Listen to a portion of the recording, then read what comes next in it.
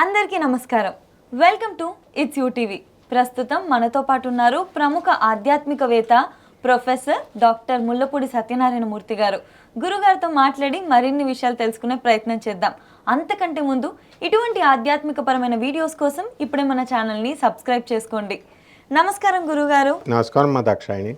గురుగారు, ఆదివారం అంటే సూర్య భగవానుడు. మరి ఆదివారం పుట్టిన వాళ్ళ గుణగణాలు ఎలా ఉంటాయి? అసలు సూర్యుడి ప్రభావం వీళ్ళపై ఎలా ఉంటుంది? సూర్యుడి ప్రభావం ఫుల్. సండే అంటే ఏంటి?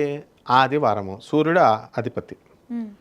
ఆదిత్యవారము అసలు దాని పేరు సంస్కృతంలో. ఆదిత్యవారం. ఆదిత్యుడు అంటే సూర్యుడు. ఆదివారము అంటాం. తర్వాత బాగుంది. అన్నీ మనకి జనరల్గా గవర్నమెంట్ హాలిడే ఎప్పుడు ఏ రోజు ఉంటుంది? సండే.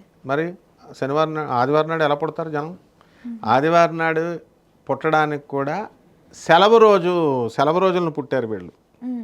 కాబట్టి రిలాక్స్డ్ మూడ్లో ఉంటారు ఆదివారం పుట్టిన వాళ్ళు. సెలవు రోజు కదా, అందువలన రెస్ట్ తీసుకుందాంలే అని నిదానంగా లేస్తారు.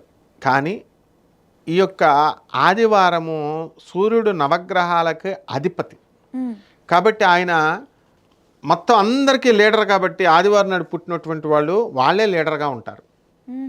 లీడర్షిప్ క్వాలిటీస్ పుష్కలంగా ఉంటాయి వాళ్ళకి. కాబట్టి అందరినీ, మిగతా రోజులు పుట్టిన వాళ్ళందరినీ కూడా లీడర్గా ఉండి నడిపిస్తారు. Collectors, magistrates, political leaders, ministers వీళ్ళంతా ఎక్కువ మంది ఆదివారం పుడతారు. తర్వాత రవి బాగుంటే మినిస్టర్లు, సీఎంలు ఇలా అవుతారు. మంచి లీడర్షిప్ క్వాలిటీస్ వస్తాయి. CEO అలా అవుతారు. అదే రవి బాగాలేదనుకో ఈగోయిస్టిక్ అయిపోతారు. ఏంటి నువ్వు నన్ను ఇలా అన్నావు, యువర్ సస్పెండెడ్ అని సస్పెండ్ చేసేస్తారు. అంటే కానీ మంచోళ్ళు, సస్పెండ్ చేసిన ఆదివారం పుట్టిన వాళ్ళు మంచోళ్ళు. జెనరాసిటీ ఉంటుంది వీళ్ళకి. రవి సూర్యభగవానుడికి ఏంటంటే ఆయనకి దయ ఎక్కువ. ఆయన అమాయకుడు. ఈ నవగ్రహాలు వెళ్ళి సార్ మిమ్మల్ని ఇలా అన్నారు సార్, కుజుడు గారు ఇలా అన్నారు సార్, బుధుడు గారు ఇలా చెప్పారు సార్ అని నమ్మేస్తాడు ఆయన.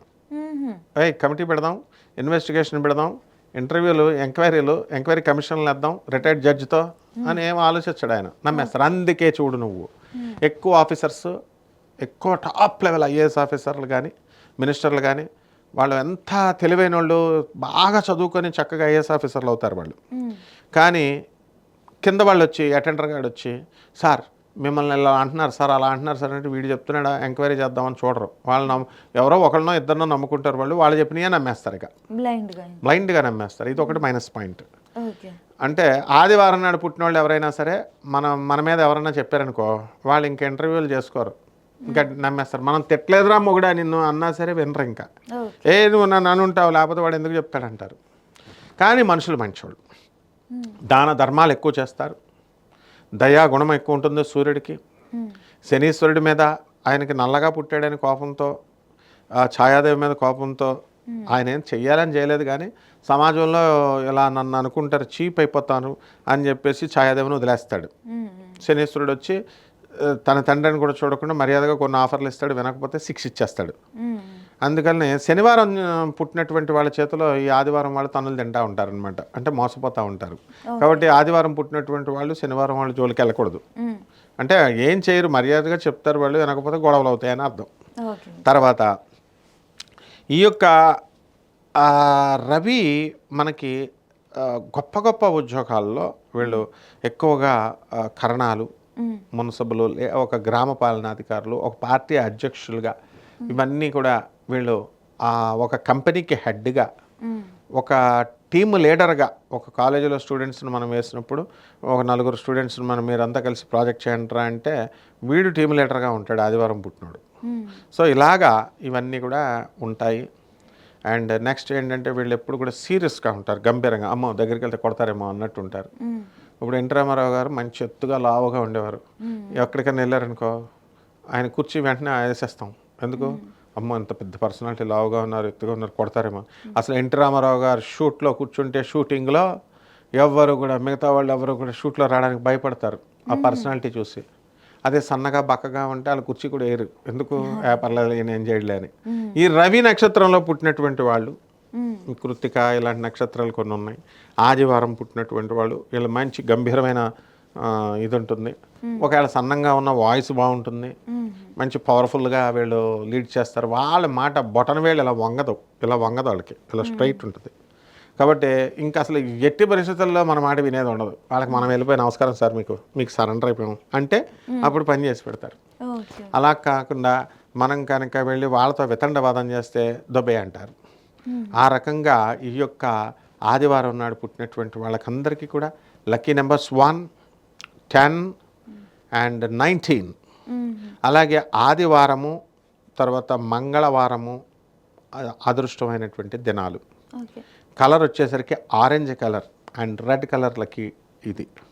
తూర్పు దిక్కు మంచి లక్కీ దిశ.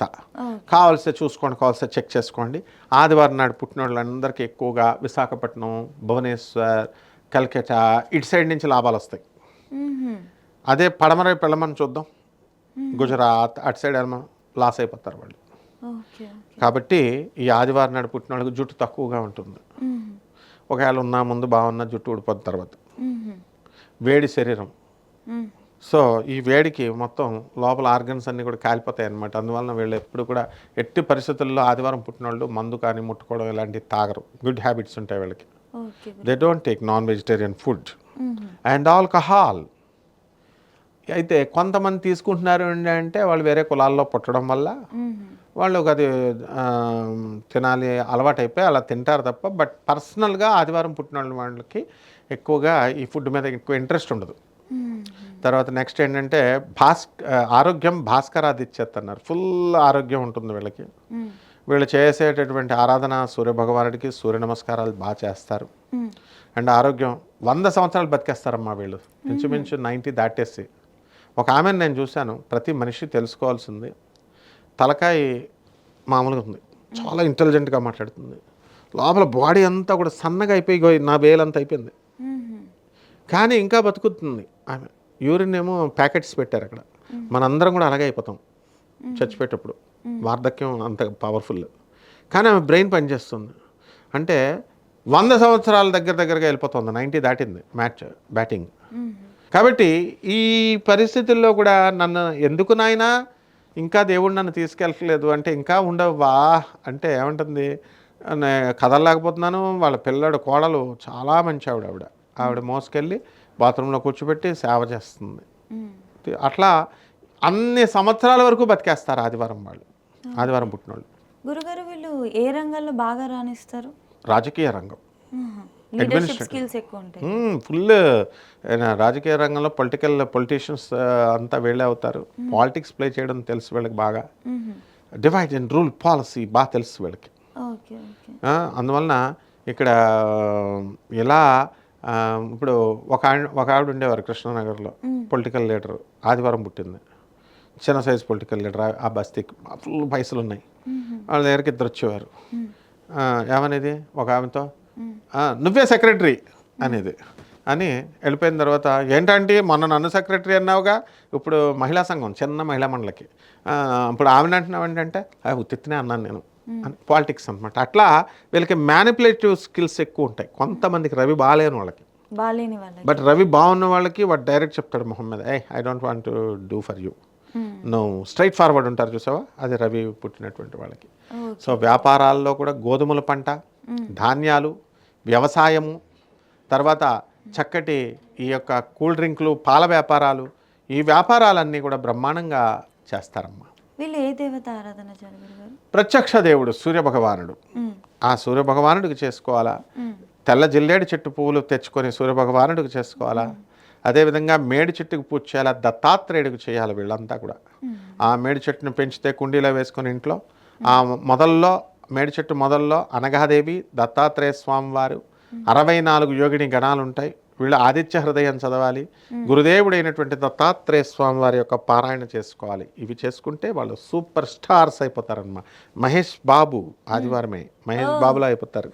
అంటే వీళ్ళంతా సూపర్ స్టార్లుగా ఎదిగిపోయిన వాళ్ళు. అలా ఆదివారం పుట్టకపోయినా పర్లేదు, ఆ రేంజ్లోకి వెళ్ళిపోతారు వీళ్ళంతా. ప్రభాస్, మహేష్ బాబు, నాగార్జున్, ఎట్లా బాలకృష్ణ, ఈ రేంజ్లోకి వెళ్ళిపోతారమ్మా. ఓకే గురుగారు, ఖచ్చితంగా గురుగారు చాలా బాగా చెప్పారు గురుగారు. ధన్యవాదాలు. ధన్యవాదాలమ్మా.